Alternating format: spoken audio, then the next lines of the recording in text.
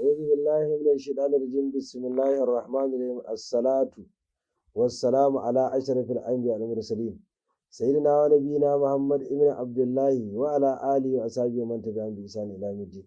Mutane da yawa suna ta bugowa suna tambayan fassarar mafarkin ƙoƙari da juriya, ko a ce juriya wajen neman na kai. Mutum ya ga a mafarki ya jure ya dage yana neman na kansa abin amfaninsa, ya kama wata sana'a da za ta kawo masa dalilin ciyar da iyalinsa ko riƙe iyalinsa a cikin mutuntaka. Ga abin da Shehu Abdul Gani Annabulsi yake faɗa a cikin littafin su Tadiru mujalladi na farko shafi na 70 kuma a babur jimi babi da yake magana akan harfin jimi.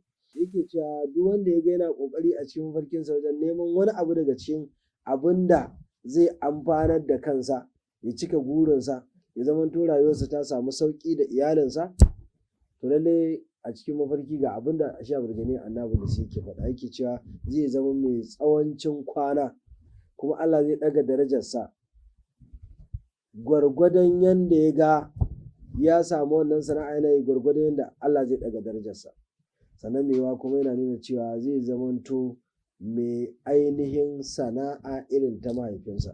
Allahu a'lam. Masoyan annabi shakamalan awwal adali, masanin fasarar mafarki mai